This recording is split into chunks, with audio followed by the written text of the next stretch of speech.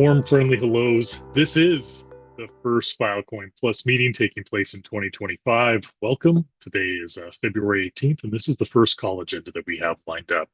We're going to start by taking a look, just a quick recap of what the meeting times are for 2025 and go over feedback we got on how to make this call as helpful as possible for those of you that are attending. Then we'll check in on metrics, what happened with the program just month over month from January to February, looking at December. We'll also check in on roadmaps for 2025. Back in November, we had the FDS conference in Bangkok. A lot of great discussions, blog posts are coming. So I wanted to kind of highlight some of those points for you, get those on your feedback before the blog drops. Also, we'll check in on smart contracts.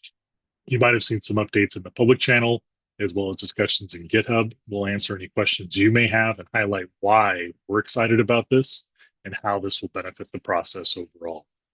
The Spark team had some new updates. Those came through in Slack. Just wanted to bubble those up so everyone got to see about the DDO and retrievability. And then we'll spend a lot of time checking in on refresh. What is the status right now with key holder? What will you expect to see when the DataCap lands on your address?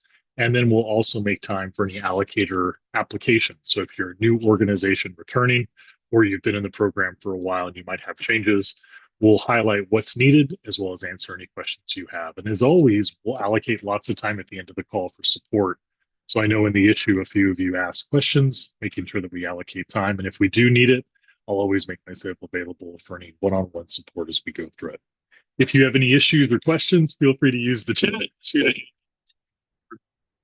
This video on YouTube about 24 hours after the. All right, hey, so the agenda, this goes up every day after the call is finished. So you'll see a new one shoot up for February 25th after this call. But this is a great way to make sure that any issues you need get put into this call. The only thing I'd highlight in red is that we had a lot of requests come in like the last 3 or 4 hours, which is great, but it minimizes the time that I have to kind of review those, make sure I can loop in any speakers that could address it. So just a friendly reminder, if you would like a topic flagged or going over for discussion, please try to get it in within 48 hours before this call. And then that way I can have all the work done on the back end to include it. So these will always be made, and just to make sure you get on the agenda point. We asked for feedback last year on the meeting times, pretty much came back, hey, we know what it's going to be every other Tuesday. Please just stick with that. So we took a look to make sure that this didn't step on any holidays or any important dates. If we overlooked anything in your local area, like this lands on a new year or a major holiday, please let me know. We'd like to get in front of that to make sure we get maximum attendance. But it will take place at the same time. That's 1600 UTC and then 0200 UTC. And we try to fix those as the times. So that way, if the time zone does shift, you can set your clocks by UTC and know when the call will be taking place. All right, hey, metrics, quick check-in on metrics. We're still seeing on average around 30 to 40 clients. We had a big uptick in 50 over this last period just because I included January and December in this metrics. But on average, we're seeing about 40 clients served every month, which is fabulous. Lots of numbers going out. It's resulting in over 135 pips. So lots of data moving out the door. Thank you to the 67 allocators that have been active and working on this one. Your contributions mean a lot. You guys are doing a lot of great work. So let's check in on roadmaps and what priorities we're seeing from Fiddle and the governance team and what you expect to see as an allocator, as a DataCap, as a storage provider coming up here in the future. So the big core priorities that we outlined at FDS take place in 3 parts. Part number 1 is scalability. So as we look at this process, you might hear us talk a lot, us being the governance team. It's that as we onboard new allocator pathways, as we scale this program, a lot of the existing architecture starts to break down. And a good example you see with this is DataCap Refresh. If we want to ensure that there's compliance, it has to have some type of DataCap audit. And when that audit requires, 54 different pathways being done every couple of days and weeks, it takes time. So what we're really looking at is how do we improve that scalability to not just onboard new DataCap, but then make sure that it works for the allocators that are participating, which leads to the diligence, which is the next part of this. So as we have safeguards, if we allocate 20 petabytes to an allocator pathway and they should not use it, what happens to that DataCap? How do we make sure that it's allocated safely? And so this ties into the reviews as well as how do we actually scale this program to work for you and the clients that need the data cap as well. And that's the third. How does the program work for you? So if you're an allocator, you're going to start to notice a lot of tooling enhancements. Fiddle's been making amazing progress as far as like tooling development, and they're looking at it from the eye of like them functioning as a great allocator, as well as what tooling can benefit the community. So you're going to start to see a lot of really neat improvements to just how the UI is functioning, how the tooling is giving you reporting metrics, and we'll be excited to see what Fiddle is kind of rolling out here in the next year, and we'll have updates on that to come. So what does that roadmap look like for 2025? These are the points, and you're going to see this in a blog that's probably going to drop here in about 2 hours after this call. And it's just highlighting how do we get those core priorities to kind of drive forward. So if you were to look at like where the resources, where we're looking at the resources are going, it's scaling up the layer 2 solutions. Do we have on-chain pricing? Can we see these deals? Can we start to slowly move away from like the storage capabilities that we have and really drive it in? What kind of security improvements are we putting for just the diligence audits, for new KYC? We're looking at new tooling with Toggle for those applications that come back. So a lot of ways to verify this coming back. The onboarding flow. So as we start testing this, we've had a lot of feedback on like, how do we improve the speed times of DataCap Refresh? How do we make the process more clear for new applications and really just streamline that, to be investing in that process? The enhancements. So getting rid of the self-dealing took a lot of effort from like a trust and transparency and auditing, but then how are we supporting real deals? So as you start to look at your businesses, how can you count on Filecoin Plus to be there as a dedicated, stable, and you know exactly when your data cap will land, for what reason? That's going to be a big focus for us too, giving you stability. So when you do the deal making, you know exactly what you're going to be getting with the Fill Plus program. And experimentation. We heard a lot about test nets in 2024, about different subsidy models, and really looking at, cool, how can we benefit and set this up for the community to drive forward on this testing to make sure that this program is growing in smart, strategic ways and not just doing what was done, 3 years ago and holding that model. And then the last is incentivizations. This kind of ties into testing. Does the 10x multiplier work in all case? Should we have different multipliers for different use cases? So really looking at that and driving forward. I realize I've been talking through as we go on that. So I'd like to pause and see if anybody on the call would like to drop anything in chat or ask any questions. The floor is yours as we go through it.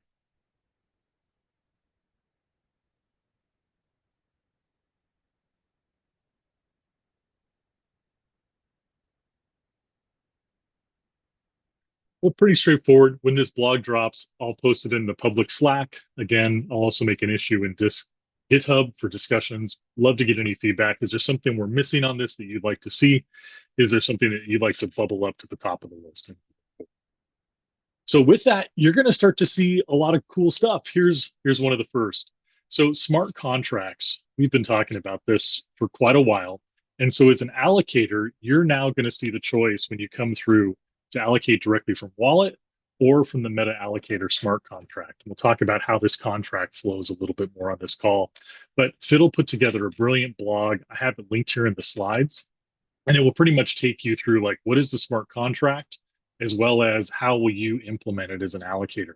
So I wanted to bubble this up to you as we start to push this more and more. You'll see these updates in the GitHub discussions. Like I said, in the Allocator channel and Fill Plus Slack. Just wanted to highlight this great walkthrough from Fiddle. Please check it out for smart contracts. And how are we going to start to see this rolled out? Well, if you are currently operating as a manual allocator, one of the things that might impact you right now is a meta allocator for all those pathways. So if you look at this screenshot right here, currently the process is going to work. It's that the root key holders will then distribute the data cap to the meta allocator pathway. Right now, we're setting up one meta allocator pathway for manual reviews. But in the future, as you can see, we'll have an meta allocator for automated and different markets and different toolings. What's really nice about how this process will work is it's going to cut out the review time from the root key holder. So if you're currently an allocator operating and you're waiting for a data cap refresh, it's had community watchdog feedback, it's had governance feedback, and now it's waiting for that root key holder. So that wait could take 2 days, it could take 3 days, it could take a couple of days. By having these meta allocator pathways, not only does it make the review time shorter, but it also reduces the back and forth. And so we're really excited about this. One more step in the right direction of getting that DataCap refresh fixed for you so you can count on it as well as have this going forward. So there was a proposal issued. I think this was 8.2. It's linked in the slides. We can pull it up here. But another thing, it's going to be really nice for you to come through faster refresh times. And we're proposing that the petabytes come from the root key holder, the foundation that runs the meta pathway for manual. Then it can be distributed. And in the future, as we see more pathways come on board for market, as we see more pathways come on board for manual, we'll be able to set up meta pathways for those as well. So again, much more transparency, much faster processing times. So you'll see this posted as well. Always, as always, looking for community feedback. You know what? Before I go to that, I see Galen's hand. Galen, floor is yours, bud. Go back. Yes, sorry. Could you go back? Great, perfect, right here. Sorry, I'm camera off. I caught some cold from, going around. Um, I wanted to flag there is a on-chain difference with this new system architecture. The Fiddle team has done a lot to put the work into making the front-end experience for these manual allocators pretty seamless. They're still able to use allocator.tech. They're able to construct those messages, send that data cap. We're working on getting the dashboards to most accurately and correctly track so that it's clear where that data cap is flowing. But if you're building other tooling, if someone's building a dashboard on top of this information, or scraping the chain, or just watching Lotus to see what's happening, or using a Lotus command to say I want to check my allocator balance left, because this new system, the root key holders are setting a balance of data cap on chain for that meta allocator. In this first round, we asked the root key holders to allocate 200 pibs of data cap to that smart contract. That's the thing on chain that holds the data cap. Then in that smart contract, these sub allocator pathways are given a set allowance. So it's just a little bit of a different flow, and I just wanted to flag and make sure that made it into the recording, so that if there is someone, if you're using different tooling, or if you're using kind of a different bookkeeping or accounting mechanism, I want to make sure that this doesn't create more confusion. As far as I know, all of the manual allocator pathways are using the common tooling. They're using allocator.tech, and they're using those GitHub repos to do that bookkeeping. So this shouldn't really create any kind of flow changes or process changes for those individual allocator pathways. But I just wanted to flag in case there were questions that came up or any confusion.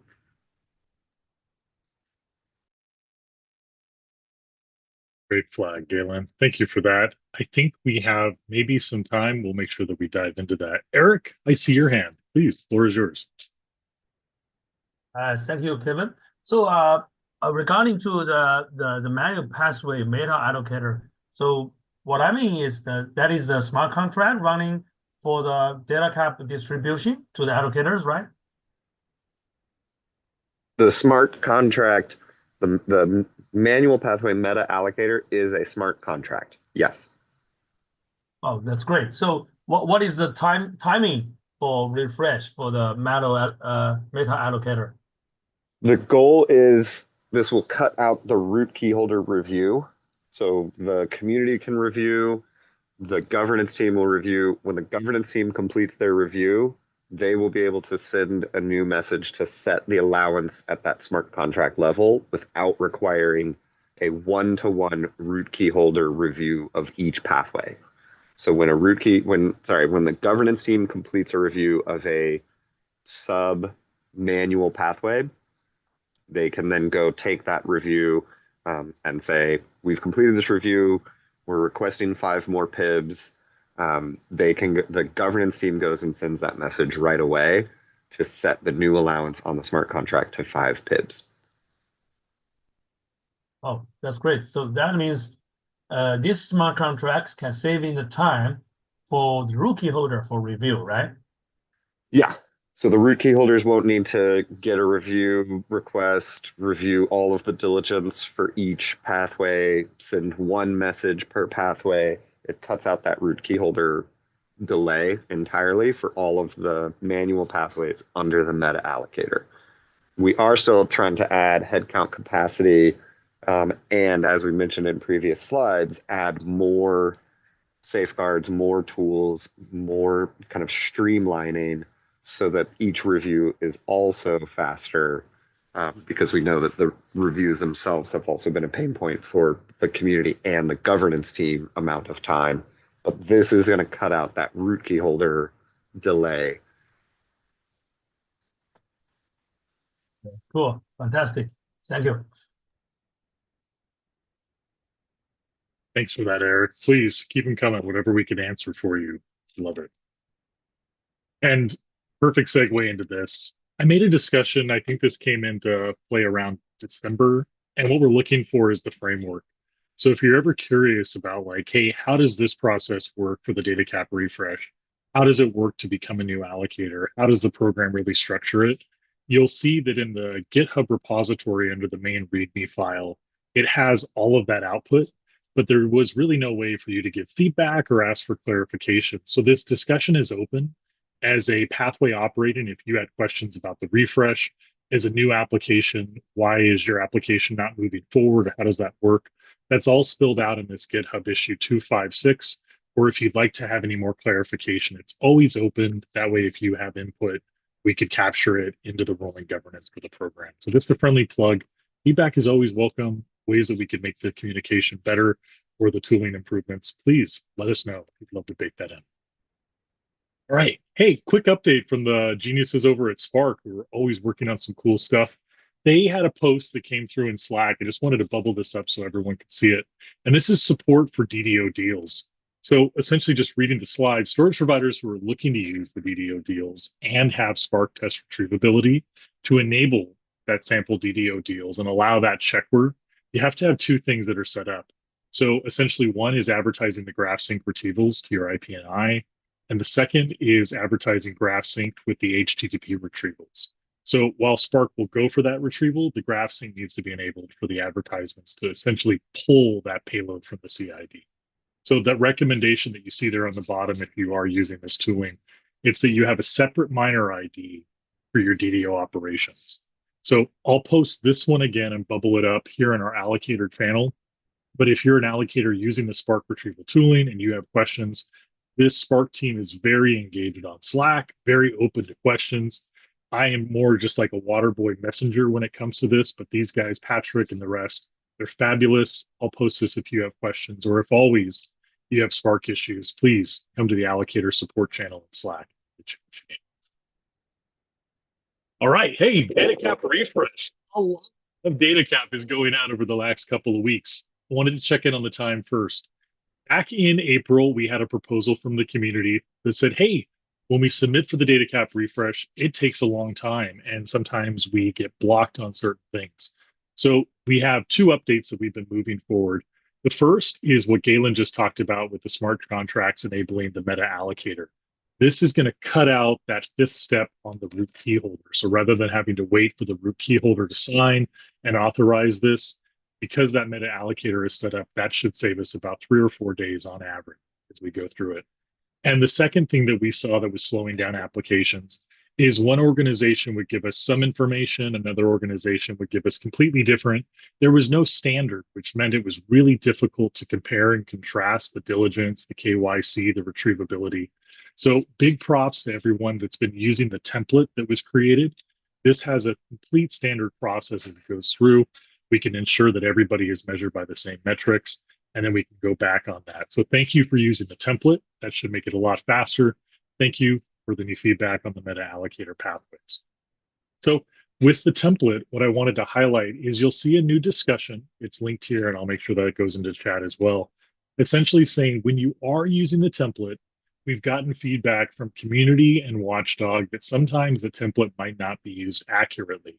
Either there's missing fields or purposeful obfuscation of certain retrievable metrics or what was happening in the client application. When this takes place, it creates a back and forth.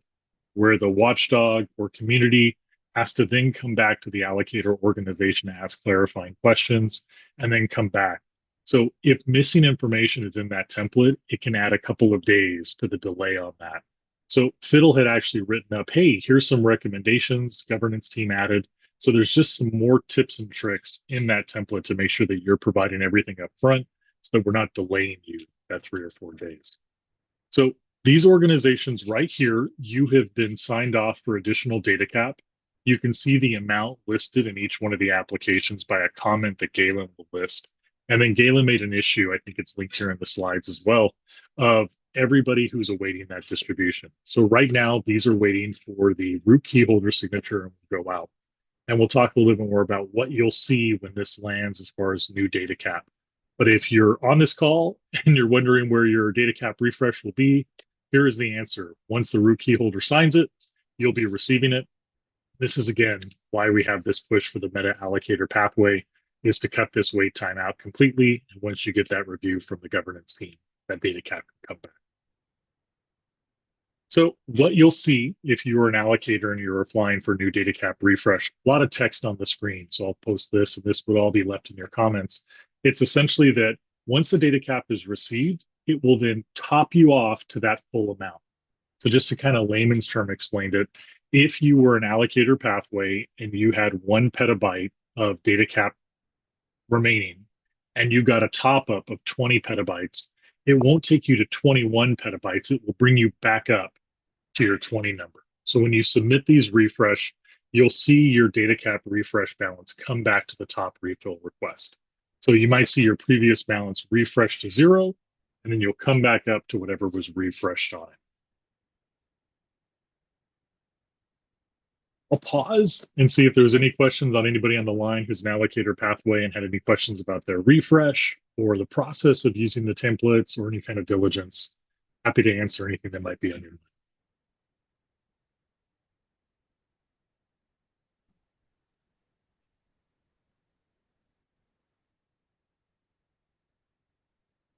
All right. And last, just community update from the governance point of view, the applications to become new allocator pathways.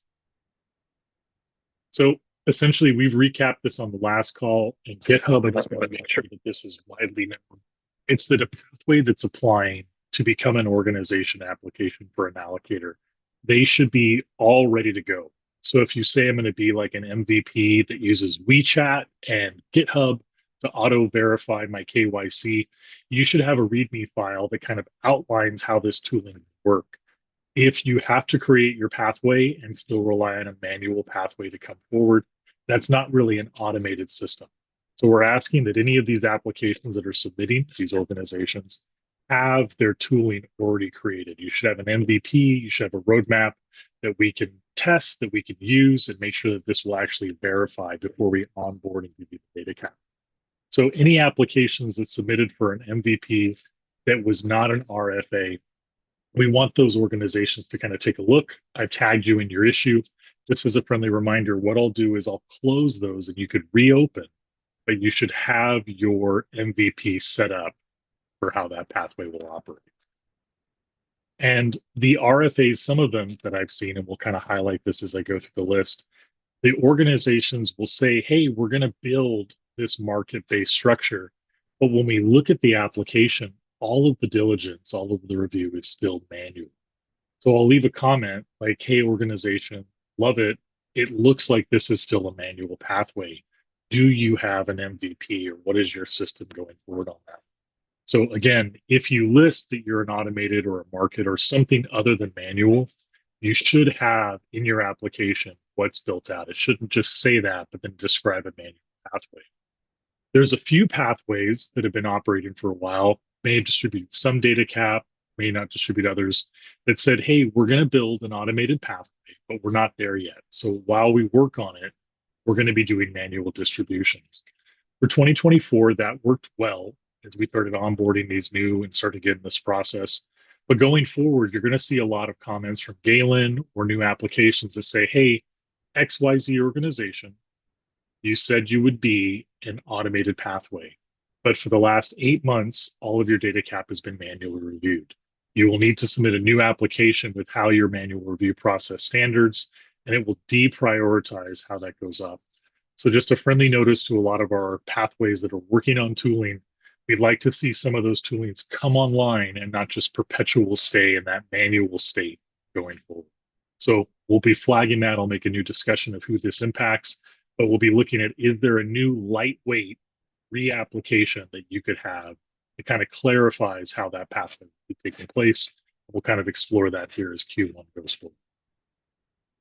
So these are the pathways that have provided that they will operate with some new type of tooling, but didn't have their tooling ready.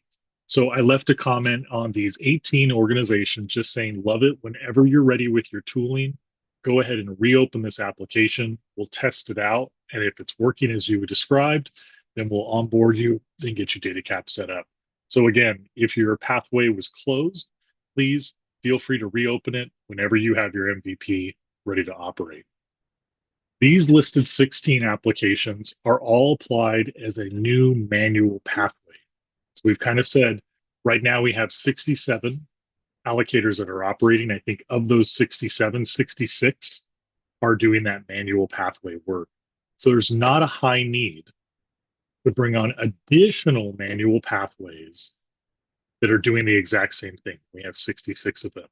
So what we're asking these manual applications is the Allocator program and Filecoin Plus program is built on trust and verification.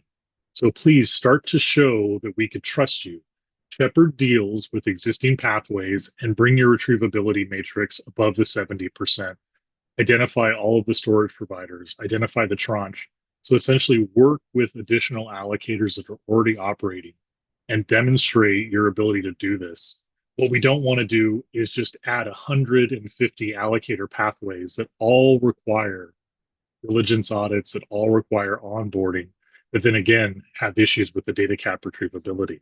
So we're being very closely guarded with onboarding new pathways that are doing the exact same thing. So what we're going to be doing is pulling from this list as allocators come on board and look at how we can strengthen those manual application numbers. But the requirements are tough. If you are going to do a manual review, you are committing to the standards put forward in your applications. And if not, then you'll either be removed from DataCap like some of the ones that we've had, or just kind of held as we go forward.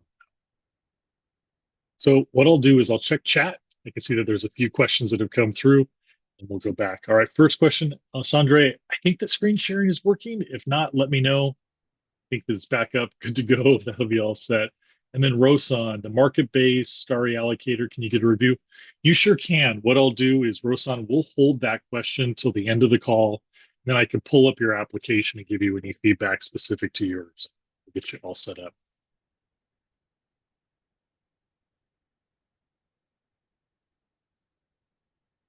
Nice. Well, that kind of concludes just the general update, what we're seeing from tooling, what we're seeing from governance, where the DataCap refresh stands, where the application stands. Before we kind of move into like support or any issues that you may have for the second part of the call, I'd like to pause and turn it over to Galen for any final thoughts you may have, Galen, for us, or any things that you want to just drive home before we go into anything else.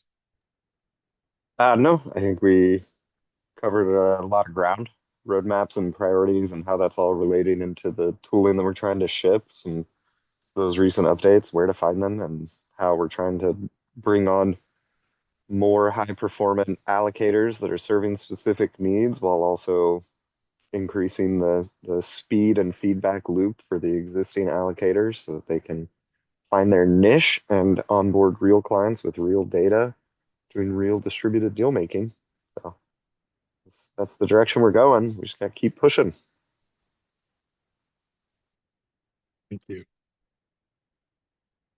All right, then what we'll do is we'll just kind of go into whatever support. So this could be issues on your mind, troubleshooting, questions about your application, questions on DataCap refresh.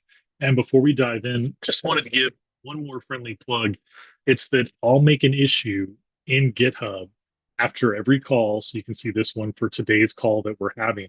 And you can just leave a comment in this where, hey, I'd like to talk about these. But I'll flag if these come in, 6, 7 hours before the call. I don't always have time to put them in the slides. So just respectfully asking if there is something that you'd like to do, please try to get it in a day or so beforehand, and I'll pull up the information. I'll have you a dedicated answer versus shooting from the hip a little bit as we go forward, which I think we'll be doing. So we had a couple questions in chat. I will kind of kick it over. Let's see, Julian, since you had posted first in chat, will Julian get to whatever you'd like to talk about first? The floor is yours. Yep. Thank you. So my question is related to DataCap renew for previously allocated DataCap for data for dataset. So we have like one client that match all the requirements to onboard data properly on Filecoin. So using his DataCap, so he onboard the data, and then not renewing the data. So we have another client which is looking to renew the data for that first client. So we understand that we need to allocate the data cap again. We can't just extend the deals, but we need to renew the data cap. The question is like, if just a portion of the deals are renewed, so let's say this new client just renew the deals for specific SP, but not for others. Are we considered these deals like duplicate because we have like two clients that are at the end notarizing giving data cap for the same data? So how the system will react when we just renew a portion of this data cap? That's the first question. And the second question is like, does the new client needs to, doing his renewal, needs to follow the rule as well? Like what happens if he's just renew just one SP, just one SP instead of 5, let's say, and then just allocate his data cap at the end to only one SP instead of like bigger number of SP. I don't know if my question is clear. I'll try and tackle this. Go ahead, Gary. Sorry, Kayray. Sorry, I'm also getting over. As always, it is about transparency and what each allocator sets as their requirements. So if your allocator pathway, has a requirement for novelty for each client or each data set being fully unique, but I don't think any of them do. So if your pathway says, we have a client who's coming to us, they're going to, renew and extend some existing good, valuable data. That by itself, if it's transparent, we say it's this new client, it's the same data, it's not on Filecoin, 50 times, 500 times. We're only renewing, these deals and we're extending them. We're adding value because we're extending these deals. I think that will meet, most allocators' kind of goals and standards. But your question around, well, what if the first client shows up and says, my standard is I need to do 4 locations, 4 replicas in 4 different locations. And then this new client shows up and says, well, I'm going to take the same amount of data cap, but I'm only going to renew 1 storage provider. I would argue that second question is not meeting the allocator pathway requirements, right? If you said our requirements for clients are A, B, and C, and that person shows up and they can only meet A, they're not meeting your standard. But if the requirement is, they need to meet A, B, and C, they told us they can only meet A, so we're only giving them that smaller portion of data cap because they're only doing that one deal, that might be different, but it's still, most allocators have requirements for number of replicas, number of SP locations and amount of distribution. So it would be hard for a new client to show up and only work in, one location, one data set, and doing that one renewal. So to answer the first question, should probably be fine. The second one, I think, seems like more difficult for that to meet. Yeah, but that's something we never really addressed, like the renewal of the deals. Because like, let's say the first client, the first one will just onboard the data, and he spread that across 5 different SPs. We have 5 replicas. And if this one decides just to renew 1 copy and not all of them, I think it's still good, because at the beginning it was like uploading the data 5 times, and then he just renew one. He's not asking for any data cap anymore. He passed all the audit, everything was fine. And at the end, he's just renew one copy and keep renewing just one copy. What do we do with that? Like, I'm not Well, I going do to think. audit, I'm not going to audit all my clients Mhm. every time. I mean, and look at the data that always be like sanitized or verified or audit. Like, it's, Mhm. you see what I mean? Nobody, I think, is doing that. Yeah, I think if you're able to still prove that it's, a renewal, which should be pretty easy, and that it's the correct kind of amount of data cap to only serve that renewal, I think that's like an easier pathway to verify and prove and say, like, I'm only giving this smaller amount of data cap because it's these renewals, and here's the evidence of that. Where where it becomes difficult is if there's data cap going to a client and there's either no paper trail or the amount of data cap doesn't match, what is being claimed as only a single SP Oh, renewal. so you mean if the second client is claiming The like second client five got a replicas, 5 replicas of the data, but it's just replicating one and keep the other data cap allocation for something else because there is yeah, also other copies still running on the network? That, yeah, I agree. That's not yeah, fair. Yeah, yeah. yeah, But you yeah. think So that if the first client comes and gets, 2 PIBs to do 5 copies, and then the second client comes and says, I'm going to do renewals on one of those copies and gets 2 PIBs, like that, no, that yeah, doesn't work. that doesn't match, right? But so if it's transparent and it's accountable and the volumes match, I think that seems like it would make sense that a new client is saying, here's this existing high quality data set. I want to maintain it. It would be Hmm. nice if that was another pathway, if there was another allocator pathway that just said, here's a automated pathway specifically for supporting renewals and saying, like, that pathway checks that the deal has already been on chain for a certain amount of time, that it had data cap, that there were no faults, and it would be cool to see an automated pathway that could do that in the future.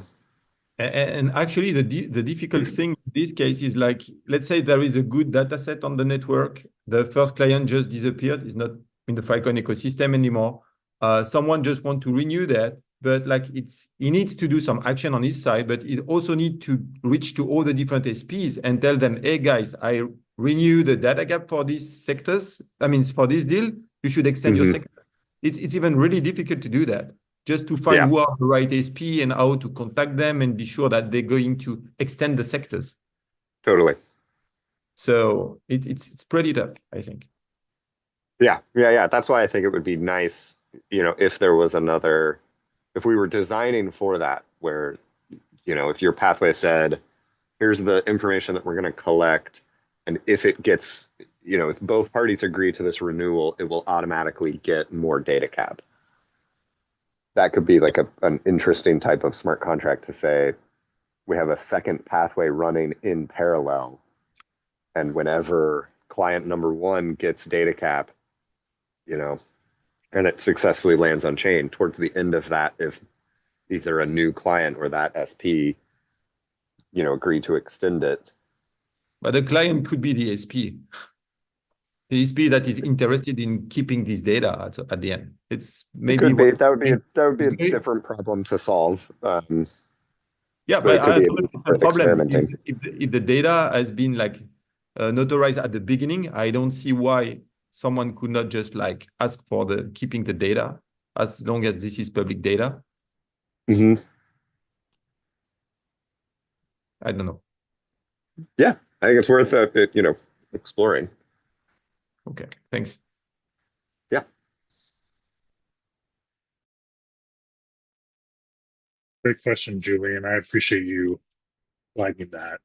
Next, we have Rosan. I think this is the Starry project. Let me pull this up here so it's on screen. If you're on the call, I think that you guys had some update for everybody who's looking at this. This is a new allocator application that came through. They are working on building a market-based service. And last time we left off on one of the calls in December, we were seeing how the MVP was coming along and you were going to work on some tooling. So it looks like a few hours ago you had your tooling up. Would you like to give us any targeted questions, or what's the best use that we can get you for support, Rashawn and Starry team?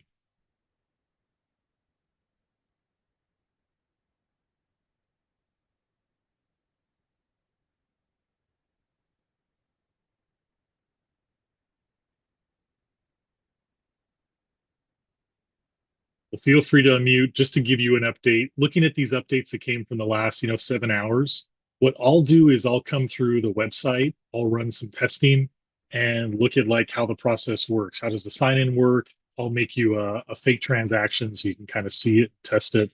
But if you're asking for feedback, getting this, thank you. I'll put this on my to-do list. I'll give you feedback that came through in the last few hours of how the tooling works and anything that we could do to kind of fast track. If you have any specific questions, Roshan or anybody from the Starry team, let me know. I'll be able to get that. Meta Era, thank you. I got your request for the change, and essentially for everybody on the call, Meta Era was looking to request and change some of their GitHub issues.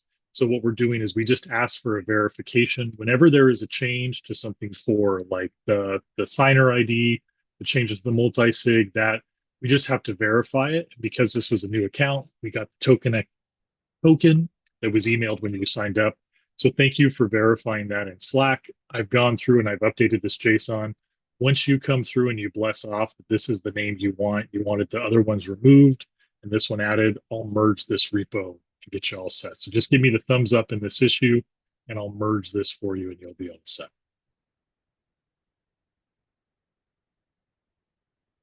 All right, Daryl, next I see your question here in chat. Let me pull this up. Again, I'm looking this.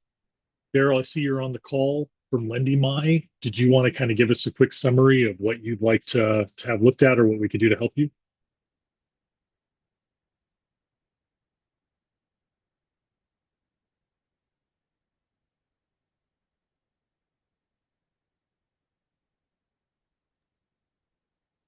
Hi.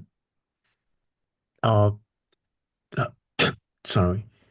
I'm glad to participate in this meeting, and um, what I'd like to highlight down here is that we have incorporated the recommendations of the government's team and will make improvements in the following areas that's listed at the comments recently. Things like researching on indexing standards and uh, requiring customers to provide specific data cases, rejecting applications for duplicate data sets, and also we will also push the SPs to strive on this high retrieval standard. Yeah, I just want to put that across, and I'm happy to join this call. Yeah, LendyMy, Daryl, I appreciate you coming to the call. Just quickly scanning this to kind of refresh. It looks like you submitted this application. This was your second refresh request. And some of the feedback that came back from Watchdog and Galen on his review was that we weren't seeing a lot of high Spark retrievability. We weren't seeing like applications rejected for duplications, and you're spelling that out. Please give us any questions. It could be in this issue or as you go forward. Again, remember to highlight your role as the allocator is to ensure that the data cap that you've distributed to the clients is used as the clients told you that they would do it. So as this refresh is topped up, this 2.5 petabytes is your way to demonstrate, yes, I know what these clients are doing. I'm keeping a track on it, and I'm giving them feedback to make sure that they remain compliant. One thing that I would highlight is as the second refresh, getting this throttled amount, if we don't see those changes in this 2.5 petabytes that distributed, that can or may lead to no future top-offs coming. So please be sure if you have questions, feel free to hit myself up, this issue that you have. But I think you spelled out in those 6 steps that you posted 2 hours ago, sound like you're on the right track. But again, reach out if you have questions. This 2.5 petabytes is your way to show, yes, I've kind of learned how this works and I will distribute it within the standards. If you have any questions, please make sure to put those there before it comes to the review process. Okay, I will. Thank you. Yeah, and you, thank you. Cabrina, I see your application. I'm looking at this as we go forward, so just give you a minute to orient. So you've tied in for Naiwando. Welcome back. And you're building a novel allocator. It's not an RFA where you're going to use GitHub to kind of go through and audit and then distribute the data cap. So let me scroll through here. It looks like yesterday you posted 2 demos for that. So I'll make a note again, just kind of looking at this with fresh eyes. I'll leave you feedback on these 2 pathways for meanwhile. Did you have any questions or anything you wanted to specifically flag for governance or the team or anybody on the call? And we'll go to Galen for this question. Hi. Actually, no specific question, but I just want to get confirmed from your side so we can finish up the remaining implementation. Yeah, so it would be great if you can just look up the demo when you got time. Yeah, just as much more feedback. Yeah, it's needed. Yeah, happy to. Thanks for coming to the call. Thanks for tagging in the issues. I'll take a look at the videos. I'll take a look at this and I'll leave you any kind of feedback on this pathway. Really looking forward to an automated GitHub. Really missed the glyph pathway that was running before. Galen, I know your hand. Feel free to take over whatever you want. Yeah, one of the things that thanks for submitting this. I haven't looked at it yet, so I don't know if this is covered, but one of the things we would love to see from automated pathways is what are the safeguards? What are the throttling mechanisms? Do you have an automated kind of rate limit threshold? If you receive 10,000 GitHub applications in an hour, do you have an automated stop that says something is wrong? There's probably a bot, trying to abuse this pathway.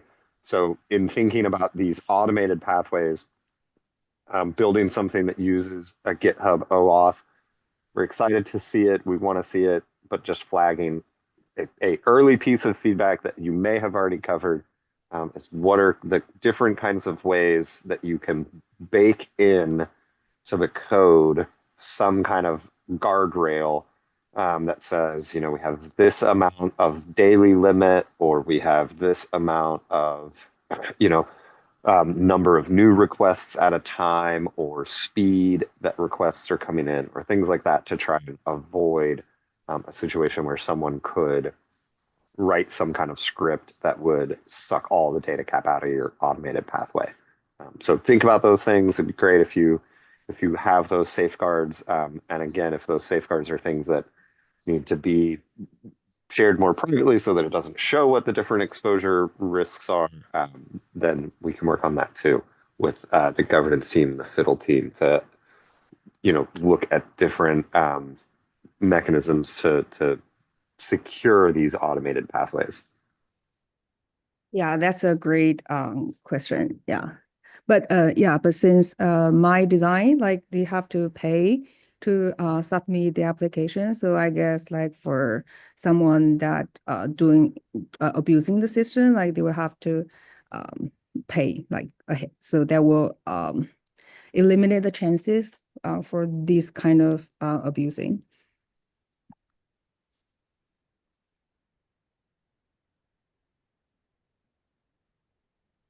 That sounds great. And like Galen said, I'll come through and I'll look and I'll leave the feedback that Galen just gave verbally in the app, and then we'll be happy to give you the feedback. Thanks for coming to the call. Thanks for turning this application.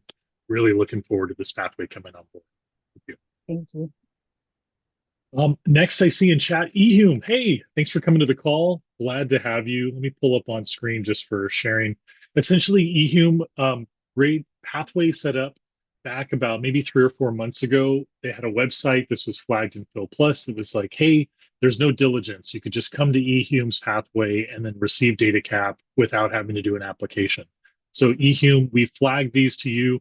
Thank you so much for kind of making the improvements and leaving a lot of comments in your application. What I'm sharing on screen was the flow that you've since changed to your website, where when someone comes through, they log into your repo, they come to your website and they kind of get that data flow. And so the feedback that I had left is like, hey, here were the changes that we saw reflected on the website. What we're waiting for right now is just that final testing on the governance and from key holder standpoint to make sure that everything lines up. So a little bit more of a tricky process to kind of audit it on 2 parts. So eHume right now, you should see this move probably end of week as this goes forward. I'll keep you updated in the ticket as I see movement on the backside on that governance. But again, thank you for making the changes. Thank you for spelling that out. Makes it a lot easier to go through. Did you have any questions for Galen on the call or anybody that might be looking at this that you wanted to kind of flag and make public?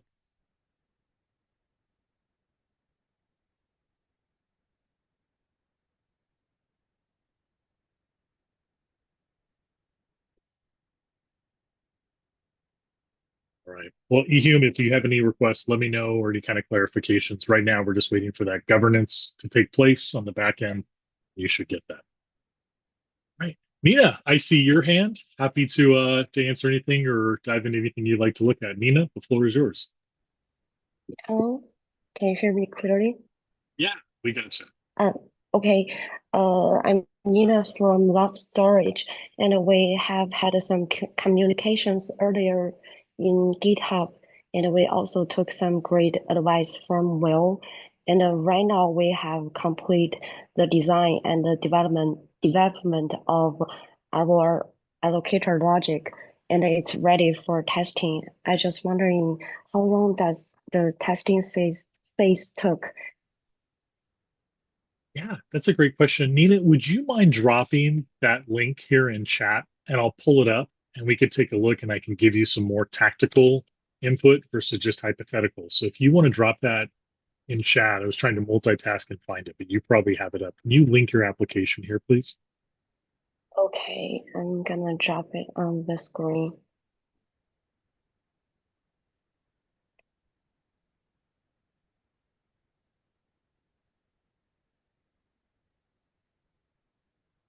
Yeah, I have sent it. Okay, thank you. All right, everyone. I'm pulling up what you sent for 26 does. You have your bookkeeping repository. Find your application. What is the application number? Or what is the name? Just pull it up here. The 26 doe.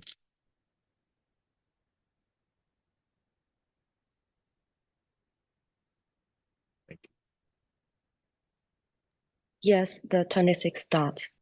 All right, lab storage. Give me a minute just to kind of orient myself. So you submitted a request for allocator, so an automated with client staking.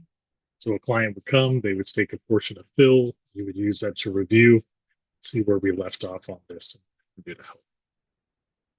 So I had asked a few couple questions of how does this pathway actually design itself? What's your monetization? How will you actually do the client checks? You have the posts here. Let's see. You have the link to the demo. Let's see where we listed off at the tooling storage. So last I commented back in December is that we couldn't actually dive into that. Will had left the feedback on it. We replied to Will with that. And we're back and forth with Will coming to the call. All right, then what I'm going to do is this. I see your comment yesterday that you updated the allocator logic. Thank you for that. I think a lot of people coming back from Lunar New Year. What I'm going to do is I'll make a note for last storage and I'll follow up and see what else we need for the testing on that one. And I'll take a look at that bookkeeping repo that you set up in the README. So thanks for coming. I'll flag this. I think we're just kind of going forward in the back and forth as we set up your pathway. Nina, was there anything very specific that you were curious in that README that you want us to focus on, or just a general overview? Is that meeting the requirements?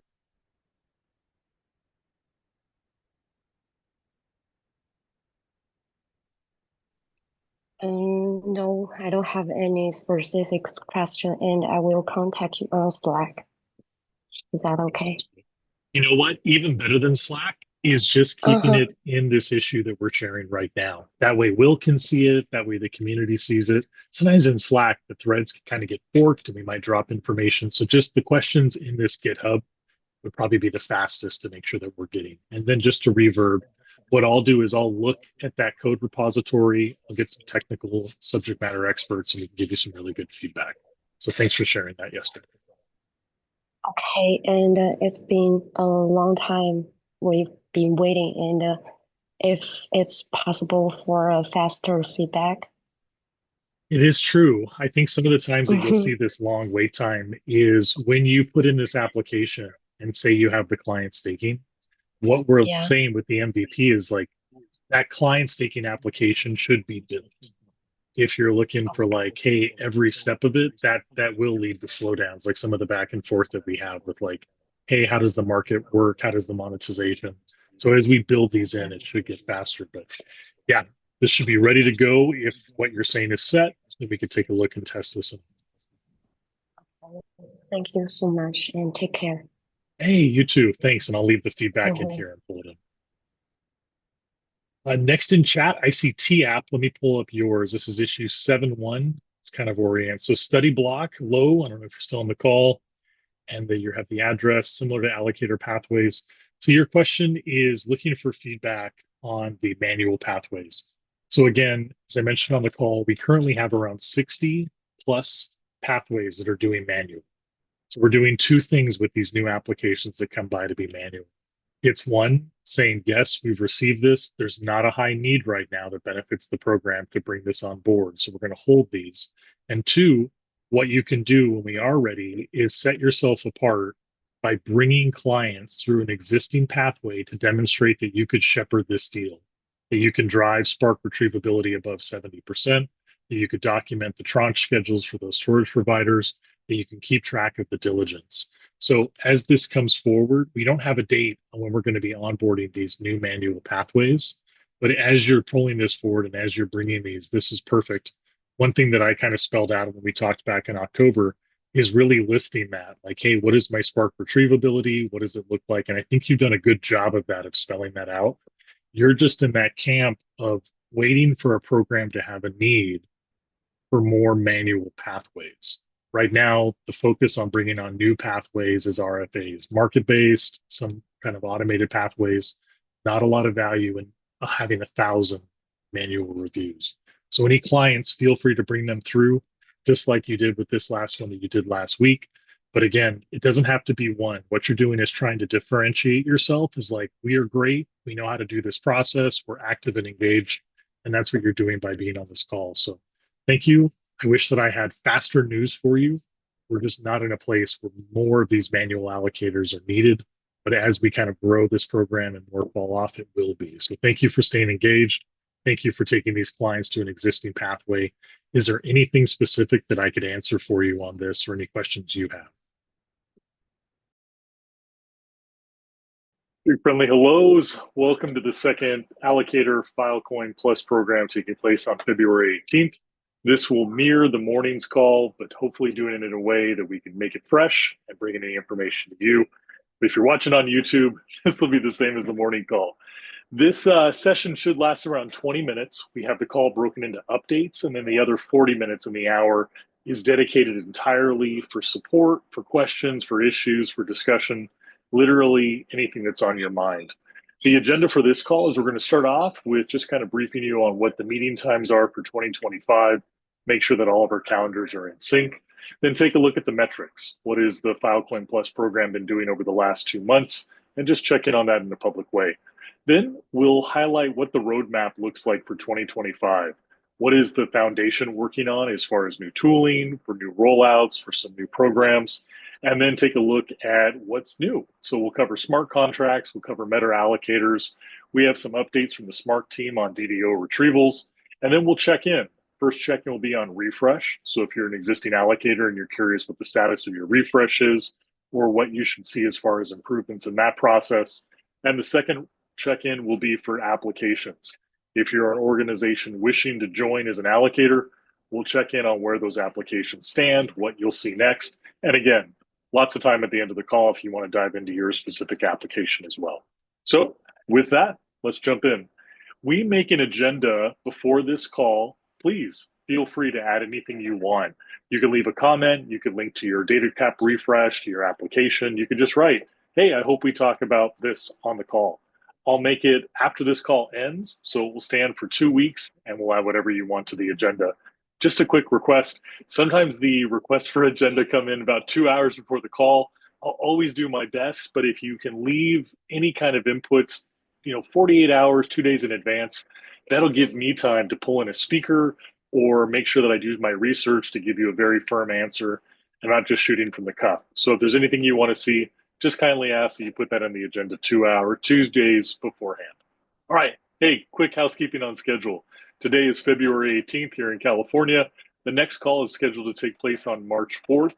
We asked for feedback. It overwhelmingly came back. Look, we've got our schedule set. Please keep the times the same, but just give us more time for troubleshooting. Loud and clear. We'll make the updates quick. We'll save a lot of time for any updates that you might want to have or might want to push out. All right. Hey, metrics from December 17th, which was the last Filecoin Plus call, to today, we've had 50 new clients served. That's great. Thank you. If you're an allocator, we appreciate all the work that you're doing to bring the data onto the Filecoin network, which resulted in 135 PIBs of DataCap distributed. My goodness, that's a lot. And 67 allocators have been active in that period. So again, thanks for all the work you're doing to distribute the data and bring it onto the Filecoin network. Looking forward to a lot more to come in 2025. So let's take a look. The three big things that we're focusing on as the core priorities are this. Number one is scalability. When the Filecoin Plus program was stood up, I believe there was 8 allocators. We called them notaries at the time. This was in 2021. And from that point, we brought it up to 67. With that scaling has come a lot of tech debt. It's come a lot of management debt as far as like applications, diligence, that kind of thing. So we're really kind of focusing on in 2025, how do we make sure that this program doesn't grow to a point where it overwhelms the bureaucracy that's going to enable it?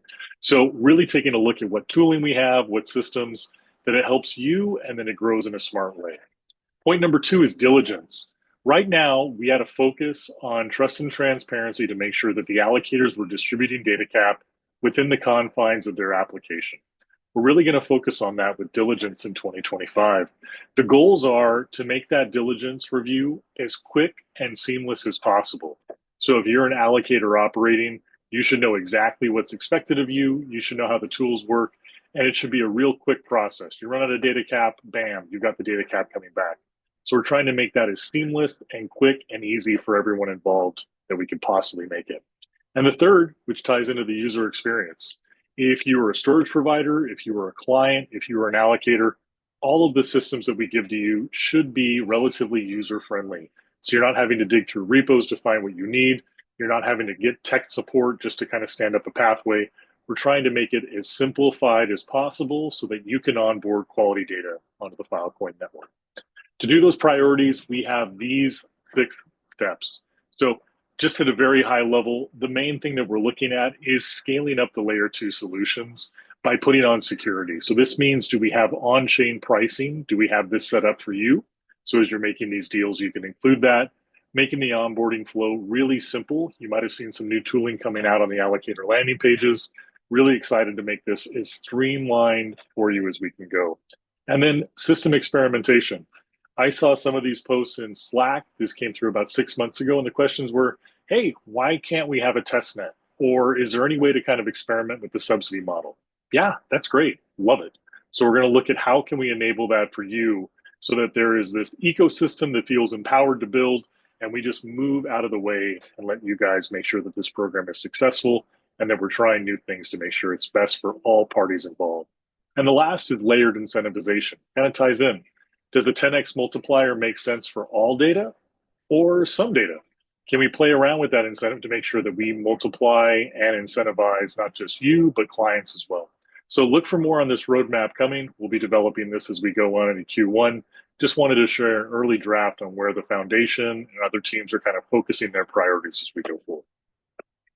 Smart contracts. These are really cool. So you might have seen some updates in Slack. Smart contracts have rolled out, and these have been in work for a little over a year now. What the smart contracts enable is that when you start signing, you can essentially choose between allocating DataCap directly on your client wallet or through the MetaAllocator Smart Wallet. We've got a slide here that will talk about why we're excited about this to come. But I just wanted to make sure that you were all tracking. We have a new walkthrough guide on if this is impacting you. This is existing allocators. And this way you can kind of select when you're making your deal distributions, which chain you'd like that DataCap to fall on. So linked in the slide deck is that walkthrough guide. I'll also post this in the Allocator private channel for any kind of questions you may have.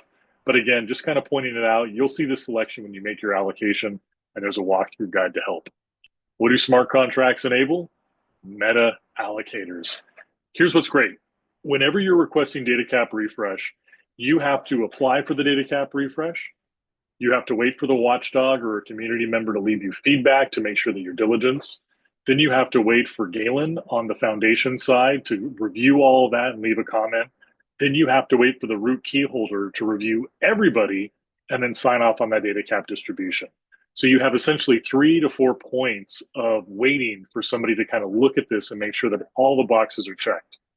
What MetaAllocators do is remove one of those steps from it and just simplify it to Community Watchdog and Galen at the foundation. So what this means is that if you look in this screenshot that I have right now, all of the root key holders will distribute their DataCap to the manual pathway MetaAllocator. Right now, that will serve as the foundation side. Once the foundation receives this DataCap, the governance team then distributes this back out to the allocator pathways that come. So this cuts out one of those steps that would make you have to wait for that diligence review and that DataCap to land.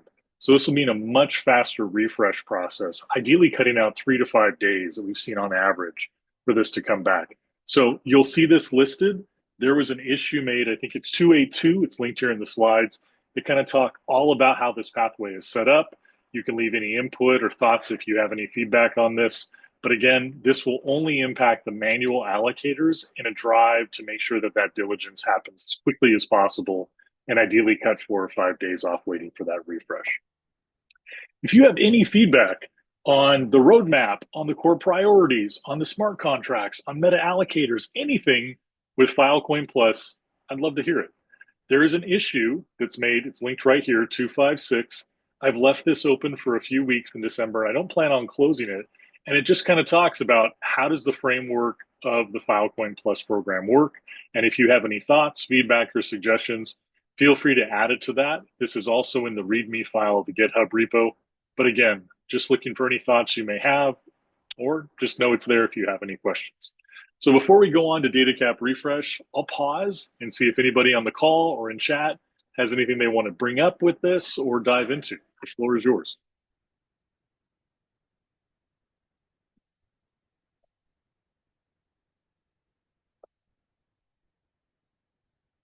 Too easy. If anything comes up, feel free to stick a hand up or leave it in chat.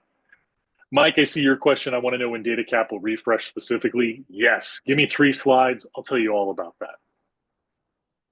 All right. Hey, Spark update. This came through on one of those Spark channels. I'm just bubbling this up to make sure if you saw this. So if you are an allocator and you're looking at these Spark retrieval rates, this is for you.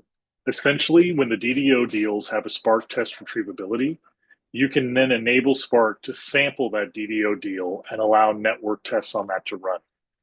The big note that I want to flag for you right there, it's that if you're creating a separate miner ID for your DDO operations, if the help Spark, it's going to help it if the pipeline, well, I'm kind of butchering this. Let me just read this. This helps present Spark's new DDO retrieval, checking the pipeline, which will negatively impact the Spark's RSR from your existing F5 deals. That's a mouthful, isn't it? So essentially, you have to advertise both your graph sync and your HTTP retrievals with your IPNI. I'm going to loop in Patrick, very communicative team on the Spark retrievals. So if you see any issue with your DDOs or any kind of retrievals, please let us know, but this should be a more supportive way that you can see those retrieval samples come back. All right, Mike, this is for you, bud. So here's what's going on with the refresh. Just as a quick timelines, there's 5 steps. You can see it here. I kind of held this up just a moment ago. But right now, one of the slowdowns we're seeing, right, is once we get the watchdog to leave the feedback, we've left that issue open for a couple of days to let allocators respond or do questions. Some of the feedback I've been leaving for community or watchdog is if there's a question for the allocator, list it as a question. If there's nothing else needed, just leave a thumbs up and go forward. This should hopefully cut a day or 2 while we cut out any weight that you might have. The second is the root key holder. This is what's nice about the MetaAllocator pathway. So you see step 5 is waiting for that root key holder. With the MetaAllocator pathway, that no longer has to happen. That the governance team just has that DataCap Once that's been blessed off by the watchdog, they can distribute it. And then the root key holders can then audit in batches versus this one at a time, which is incredibly time consuming. And the second for the refresh is you guys might have noticed that there's a template. Thank you so much for using that. And with that, that should make it a little bit faster. With that template, I will point out, I've noticed that there's some missing information. So what will happen is someone will fill out the template. Maybe there was an issue with one of their clients or one of the deals that was made. And rather than addressing it in the template, the allocator pathway will just leave that information off, which then requires the community, then requires the watchdog to ask clarifying questions to get that information.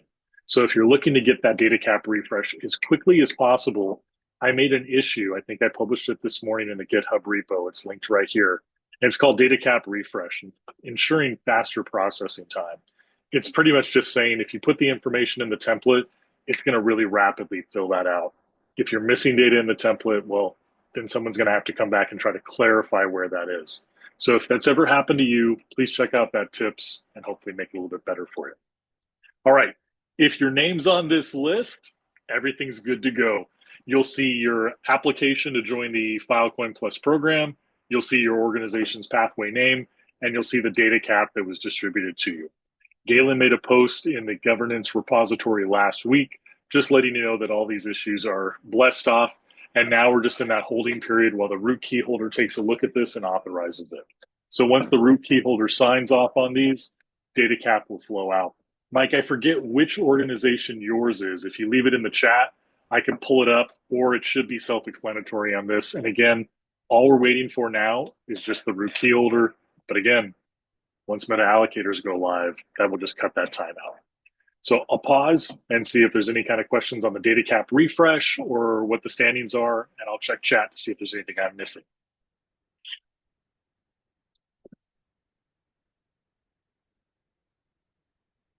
All right, in chat, Kenneth, I see your question. Is MetaAllocator Smart Contract all ready and live? Kind of two parts. Ready? Yes. Live? No. I didn't feel it was really Coper to release the MetaAllocators while half of the planet was enjoying a wonderful Lunar New Year. So we made that issue about 2-3 weeks ago. I've left it open. So once we've got some time and everybody's back in the office after the break, left any feedback, that'll go live. So this will be the last round of DataCap distribution that happens from the root key holder address. And going forward, it will all take place on the MetaAllocator. So again, it's all ready.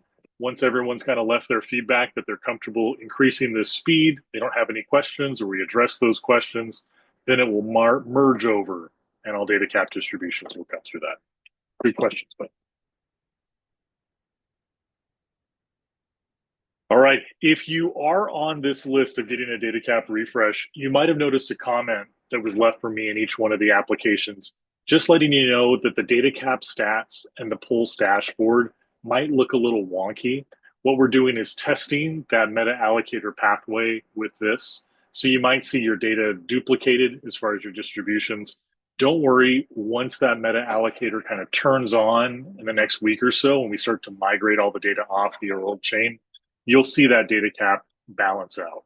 And just as a refresh, when you get a refresh, if you got a top off, it'll bring your total data cap available balance up to full. Let me kind of give you numbers. If you had 1 petabyte of data cap remaining and you got refresh for 10 petabytes, you won't have 11, you'll just have the 10. So the refresh will bring you back up to the full amount that you're able to have topped off. Just kind of a clarification, you'll see this is the way it's always been, but the metrics will make it a little bit more clear if you're an allocator pathway. I'll pause again, see if there's anything else for the DataCap refresh before we go on to applications. All right, last part of the formal.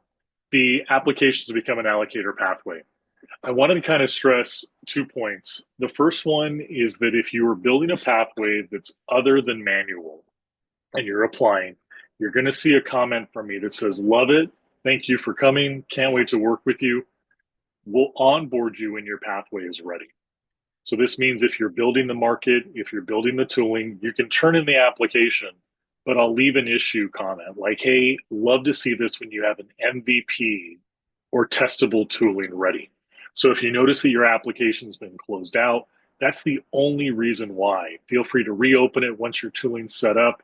We'll test it. We'll bring in some subject matter experts that can help you with feedback, and we'll get you all set up. But again, if you saw your application closed, that's why. As soon as you're ready with the tooling, love to have it set up. And then applications which have not received update from organizations or shared an MVP, I'm starting to close those too. Sometimes we get an application from somebody that's a manual pathway, or they're going to build something, and things change for the orgs. So I'll leave a comment, hey, are you still interested in pursuing this? If I don't hear back, I'll close it. If anything changes, just feel free to reopen it. Leave a comment and we'll just kick it back off from there. So no issues if you see it closed. Doesn't mean it's rejected, just means this isn't ready to move forward and it's missing something, just doing some housekeeping. And the last part of this is the request for allocators. So I think I mentioned on the call, we have 67 active pathways that are participating in the Filecoin Plus program. And of those, I think that 64 are doing manual. So when you check the phil.org page and you see all the list of allocators, there are dozens of options to choose from every region to every speciality. So from a lift standpoint, it does not make sense right now to bring on additional manual allocators that are doing the exact same thing as these other 64 pathways are doing. So organizations that have applied for manual, we're just holding these on file. We don't need them right now, but we're happily going to hold them. And then if other allocators drop off, or we're seeing that there's a missing need for the clients to get their data onto the Filecoin network, then we'll revisit those. So in the meantime, if you have submitted an application for a manual pathway, and when we do get ready to onboard these pathways eventually to bring them on to supplement ones that have dropped off, I've left feedback. Here's the number one feedback. We're looking for people that are active in the ecosystem that can serve as stewards of onboarding the data. So set yourself up for success like that. If your organization is coming to meetups, if your organization is participating in conversations in GitHub and Slack, it goes a long way of showing that, hey, you care, you're going to put in the time, and you understand the program. The second thing you can do is partner with other pathways that are operating. I've seen some of you do this already. So if you have a client, bring them to an existing allocator pathway, make sure that they're in compliance with their retrievals, with their VPN, with their storage providers, with the tranche schedules. Once that's all done, list it in your application. Hey, Kev, I brought 4 clients on board. Here's all my retrieval all 4 times. I blew everything out of the water. I know how to do this. I have access to clients. That way, when we start to onboard manual, it just really shows that you're set up and you're not someone that's just trying to get onto this for other nefarious reasons. So good way to stand out when those come on board. And anybody who is a pathway that's submitted in the other round that's set up for an RFA. So here's an example. If you applied to become an allocator and you said, hey, I'm going to build tooling for a market-based system, but I'm going to do manual diligence until it's ready. We were okay with that as we stood this up for the first time, but after a year, it's time to really start using that tooling. So anybody that's submitted an application for a market-based or an automated platform that's doing strictly manual, you're going to get a ping from me probably in the next couple of weeks, and it will say very friendly, we noticed that you said you were building X, but all of your reviews are manual. So we're going to ask you to reapply with this new application and kind of commit to some certain things. Otherwise, we're going to put you on the back burner and then look at some other manual pathways. So stand by if you're an organization that's submitted for a automated or market-based and you've been doing manual for this time, really going to be looking at, are you really building this tooling, or is this just kind of a backdoor to get you in, but you really just want to do manual? So just a heads up that might impact you. All right, so these are the organizations that have submitted pathways but didn't have tooling ready.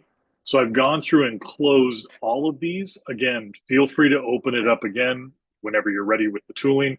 But the only reason these were closed is just because the tooling wasn't ready. Same thing with these manual pathways. We have all of these on file, looking forward when need arises to onboarding these pathways onto the program to serve. But if anybody on this list currently has clients, feel free to direct those clients to an existing pathway, work with them, and then note it in your application, and then demonstrate that you can run a successful pathway with meeting those benchmarks. And when we start to onboard additional manual allocators eventually, those will be the ones that we pull from versus going forward. So with that, I'll pause, see if anybody has any questions. Then I'll just jump into chat or whatever you guys want to dive into. So any questions about DataCap Refresh, applications, Spark retrieval, MetaAllocators, essentially anything on your top of mind? Floor is yours. And can you hear me, Kevin? Yeah, we got you. Okay, this is Gary from HK Smart Ace, and we have submitted our application to be a manual allocator. The first question is, I want to make sure what exactly we need to do is to show you the MVP next, right? And the second question is, can we switch to the automatic allocator? We really want to get into this ASAP. Okay. Yeah, you sure can. What are you guys? Do you happen to know what your application number is? I don't have a hot link in this slide. Our application number, okay, let's check it out. Maybe I got you here. 283. 283. 283. Yeah.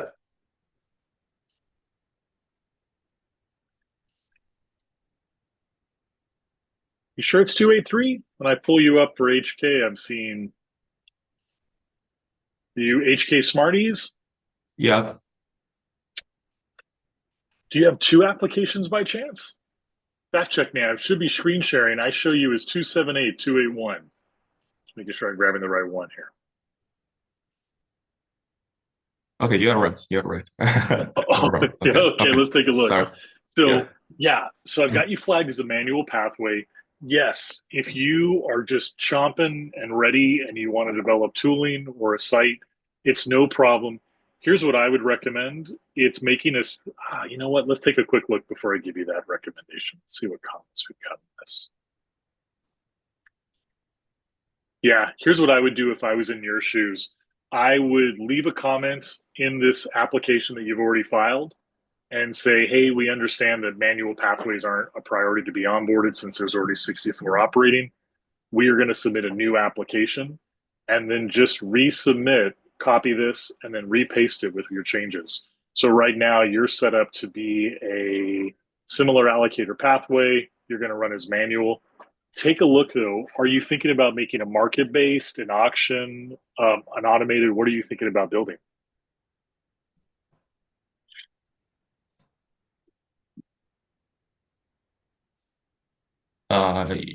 Yeah, we are one of two making the market-based one. Okay. Yeah. Here is there's a blog. We posted this back in April that talks about some of the market-based. I would also recommend coming into GitHub and taking a look at the other market-based applications that are open and seeing if there is like any feedback that I've left with them and read that ahead of time. Let me see if I could find a good example of one. I'm doing this on the fly, so bear with me. Let's see.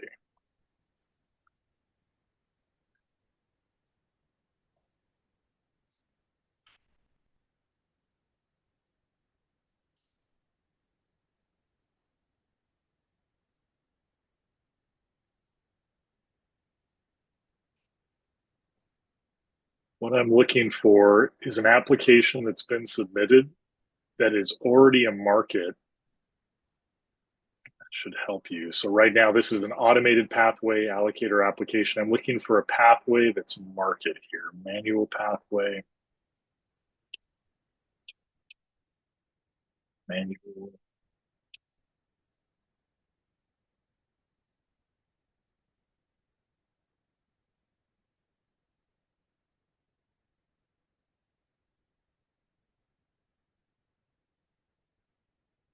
The call gets really boring when I'm just looking for it. So I'm going to grab an automated one just to kind of give you an example.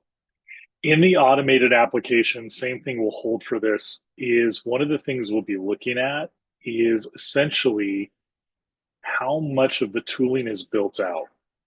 Get a better example.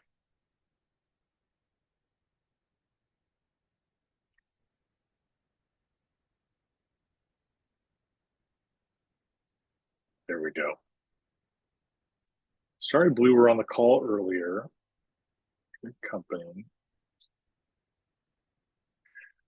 if you turn in an application for a market-based system, we're going to be looking at like, cool, how does the market actually run? So where will the automations take place? How will you verify clients? How will you perform your KYC? What I can tell you is that the more you have it built out with actually what your market will do, the better. Sometimes I've seen some of these applications and just candidly, it looks like ChatGPT wrote it. It's just a lot of filler, but there's zero specifics for how client staking works, how monetization works. Will you have on-chain pricing? So the more information that you can put in your application, the better. Again, when you submit that market application, you should have a website or your market stood up where I could bring in somebody from the community to test it and they give a thumbs up. So if you have any questions on that, feel free to make the issue and then we could just have a conversation right there. That way you have it in one place. But to summarize again, if you do not want to wait for the time when manual allocators come on board and you'd like to build tooling, love it. Love to back you up. Put the application in, leave me questions, and I'll happily loop people in to help you. Okay, thank you. Hey, and thanks for coming. Appreciate your time. All right, I'll just switch over to chat. Nike, I see 158. Let me pull that up here. Let's take a look. So this is an allocator application. It's a market pathway. And right now, let's see where we stand on this one here. Just looking for a check-in, I would imagine.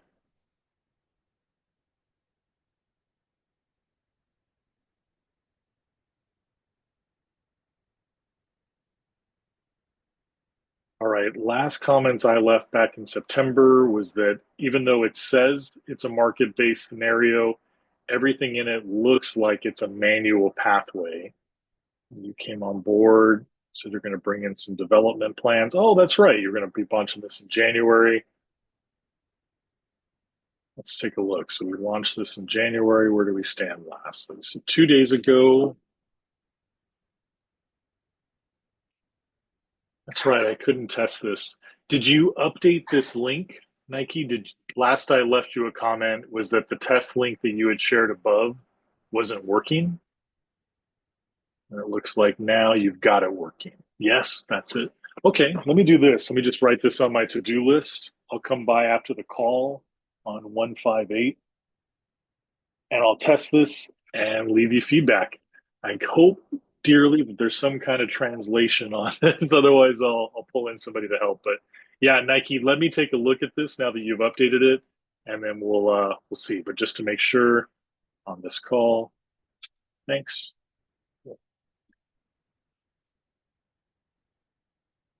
I'll leave this tag here for myself. That way I know to come back and leave you some feedback. Thanks for coming to the call. I'll definitely check this out and then kind of give you any feedback on what's missing. Thanks for that. All right, what else do we have here in chat? Got you. Hunter, thanks for coming. Current progress, let's take a look. So this is issue 76. And this is the manual pathway that was submitted. And this one came back a couple months ago. So thanks for your patience. This might just be the same boat. We're kind of waiting. So Hunter, it looks like you brought a client through the process. We went here. So Hunter, you're kind of in the same boat for manual pathways, and where we have 68 of these pathways currently running. I'm pulling up the website just to check that. Going to Filecoin Plus, I can come down here into allocators. So yeah, Hunter, we have all of these allocators that have all of this data cap that a client can select from all over the world. The feedback that we've gotten is if you look at this list, this is monumentally long. And as you see, all of these are already manual allocators that have large amounts of data cap available for clients. So there's not a very high need for the benefit of the community to make this list 300, 500, 1,000. It's much in the best interest to get these as applications that are just fabulous and doing their pipeline, which unfortunately for you and your organization means there's not a high need to onboard another manual pathway. So this will be held, and then once we get to that need where this list of existing pathway depletes, and we're seeing that we need to bring on new pathways to meet the client needs, then what we'll do is we'll start to onboard more of these manual pathways that comes on board. I know it's probably not the answer you're looking for, but if there's anything else I can clarify, please let me know in chat or feel free to unmute.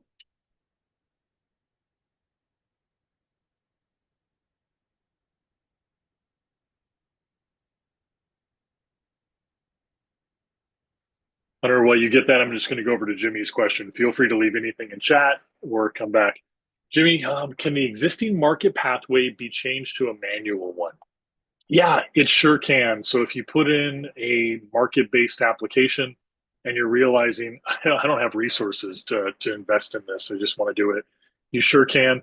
What I highly recommend is rather than having that market-based application, take the advice that we talked about earlier, where you make a new application and bring it through like, hey, this will be my manual. And Jimmy, same thing I highly recommend is that if you are going to do that and you are going to set up that manual pathway, is that you bring a client to an existing pathway.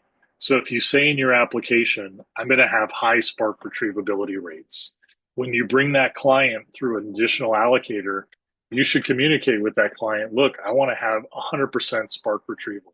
I want you to meet all of these tranches. I don't want there to be VPNs. I want the SPs to be the ones that you use or the ones that you told me you use. And then put that in your application. This was my client.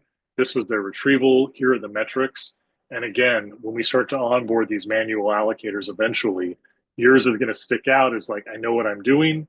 I brought people before and this works. So feel free if you want to make a new application, just close out your old one. I'll link it to your new, and that'll be a good way. And then you're just going to have to be in that holding pattern until there's a need to onboard these new manual pathways.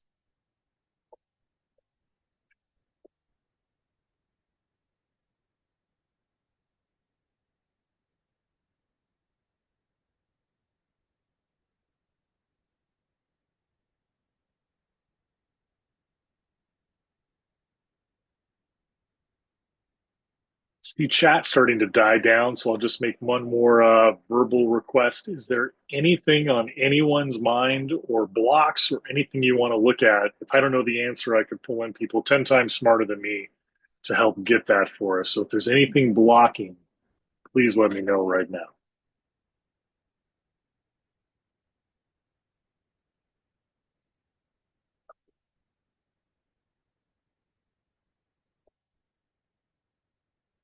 Too easy, too wonderful. One of your webcams was on earlier. I didn't know who it was, but you look snuggled up in bed. I'm quite envious of that.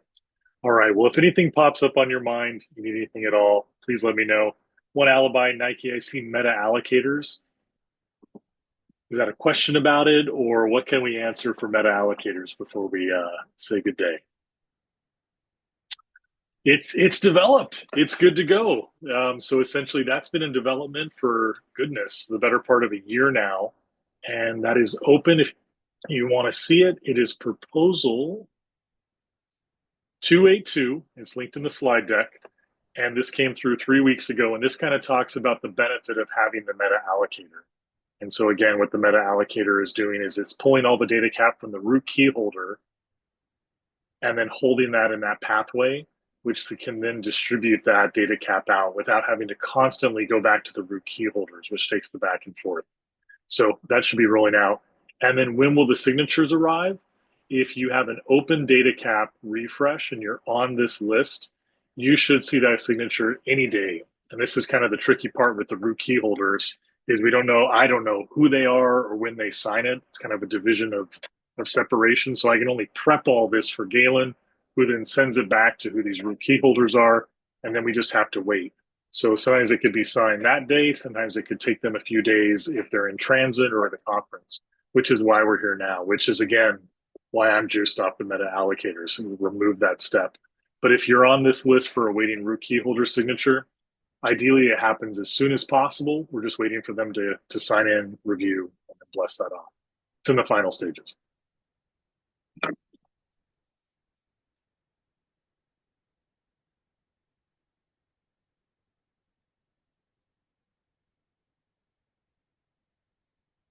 All right.